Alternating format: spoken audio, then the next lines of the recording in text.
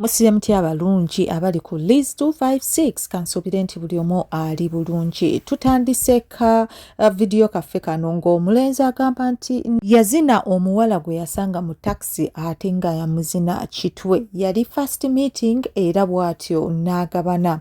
Agambye nti nno yafuna call okuva ewa sister we ng'amugamba nti afunye business meeting e Fort era nga bamusuubira okubaayo enkeera ku makya ng'alina okuboardinga basi amangu ddala era bw'atyo yamugamba nti ekisumuluzo nkiresaawo wansi w'ekimuli ekiri obweru bambi yanguwa era nkusindikidde ne transport $5,000 teweekwasa. Muvubuka agamba nti yali tayinza kwekwasa kintu kyonna kubanga ne ssente yali yazireceivings dda nga yatandise ozikozesa. Yalowooza nti waliwo azisindise ku layini ye ziwabye mwattu yali alina okumakinga sure nti agenda n'asulayo. Yamubuuza nti gy'oli nkusangayo. Sister we n'amugamba nti essaawa zino ziri 11. Nina okuba nga ntuuse Fort ku ssaawa 3:30 ez'ekiro era essaawa zino ŋŋenda oyinza obutansangawo.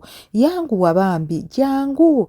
Sister we nga bw'amugamba. Omuvubuka agamba nti yakimanya bumanya nti sister we ali so protective abantu bano abeekengera ennyo kubanga bwe yali abeera kifo ekyo mwali temuyinza kubaamu babbi. Ye obutayagala kutenguwa sister we yamugamba nti ku ssaawa 12:00 ngenda kuba nkutuuseeko kansuubire nti ngenda kusanga.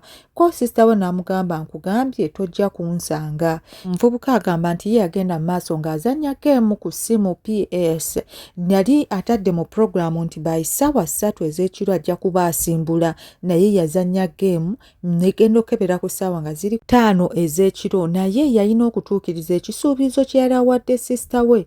Yali obudde gye bwali bugenze yalowoozaamu okukwata booda naye obudde bwali ate buzibye nnyo. N'agamba nti booda ejja kunkubya empewo bw'atyo yalinnya booda mpaka ku Northern Bypass olwo n'akwata taxi. Mwongereyo agamba nti baana bawala mu kibuga bambala ne banyuma naye ng'obwavu kye bubakola. Yatuula kumpi n'akawala nga kawunya akawoowo akalungi ng'era akawoowo kasonsomola. Yali akutte handbag ng'eri kiriya ng'eraga nti erabika bulungi era ina kilasi gy'emuteekamu.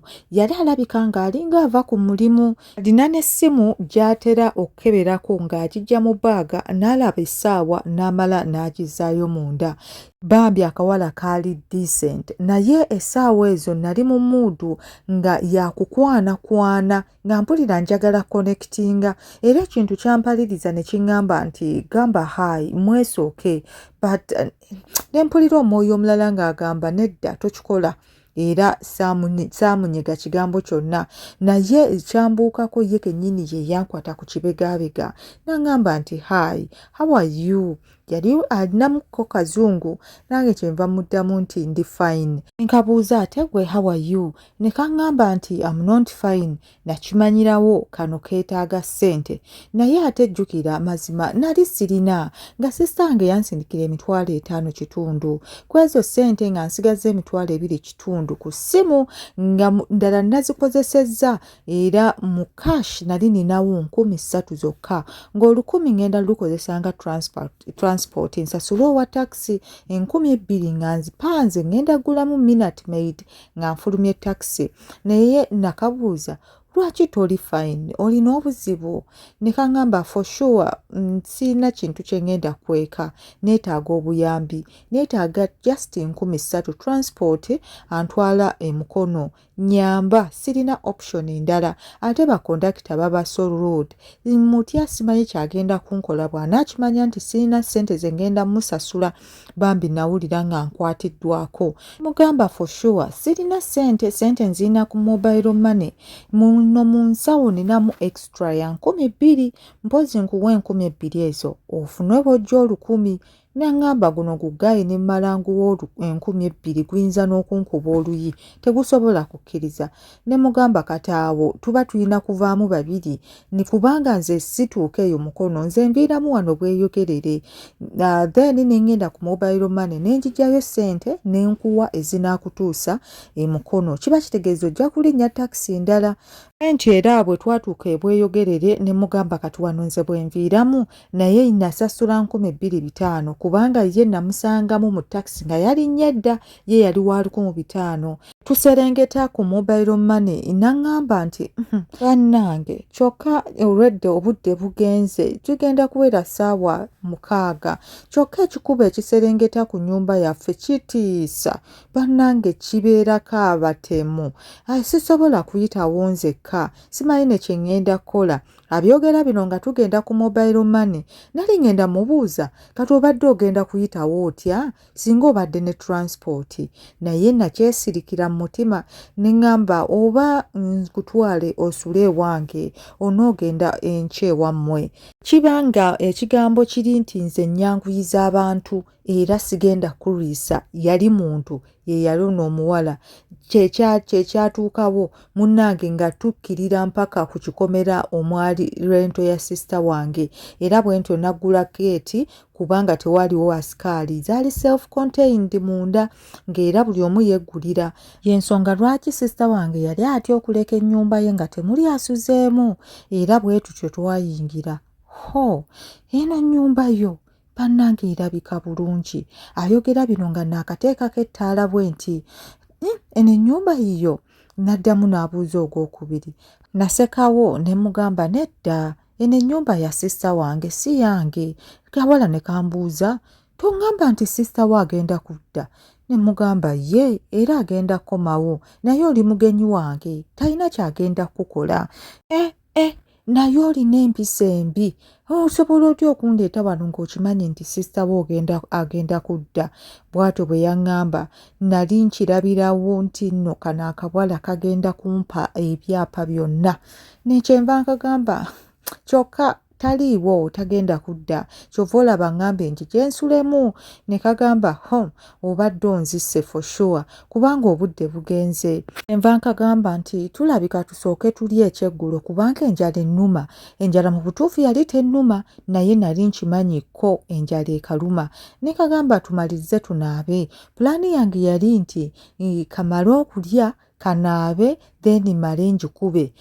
Kyova olaba nasuggestinga bwe ntyo bambi nako ne kakkirize tekaagaana. My sister yali aleseewo emmere emala ku gaasi era bwe ntyo nakasaba kansaavinge nze ne nteekamu ennyimba za Celine Dion ez'omukwano nga njagala zikyuse atmosphere yaliwo awo tudde mu romantic mood. Kati era akaasooka ne kabugumya emmere nga kalinga akali ewaako kaabega nze ne kampa emmere nnyingi ko ne kaaba obumere butono. Nenkagamba nedda nze enjala tennuma kubanga nali manyiko enjala ekaluma. Nayogera bino nga bwe nkyusa essowaani ne ntwala eyaako ne nkaddiwa ebadde eyange. Twanyumya ekibooziboozi ng'eno bwe tulya emmere naye saakabuuza linnya lyako. Nali nkimanyi nti essaawa ey'okumanya amannya gaako egenda kubeerawo era egenda kutuuka. Twawoomerwa ekimere nga bwe twetunuulira mu feesi. Kaali kawala kalungi nga kalabika bambi si bubi. Nze neebaza bwebaza Mukama okunkolera ekiro kyange ne kibanga rainbow. Era bwe twali tumaliriza bwe tutyo okulya emmere ne ŋŋamba nti nze ŋŋenda okusooka mu kinaabiro kubanga otulompulira tunnuma nnyo. Kyekava kaŋŋamba nti kati gw'olowooza ani gwe tutaluma.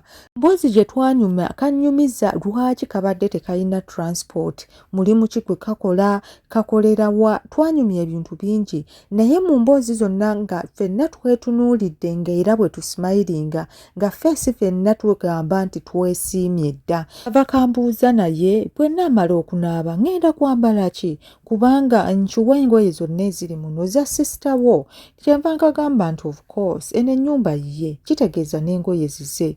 Ne kagamba naye tofaayo totya gwe genda onaabe bw'onoomalira okunaaba engoye ogenda zisanga ng'olredde ziri ready. Nze nali nakyeteekamu ekintu kino nti bwe mba mu nnyumba yonna nze nina obuyinza era nkola buli kimu kye njagala. Bwe mba njagala nsobola n'okutambula obwereere. Entyo natandika okweyambula mu maaso gaako nga keno kapretendinga nti kanyigaanyiga essimu yaako. Ne nkagamba nti tugenda kunaaba fembi amazzi agannyogoga.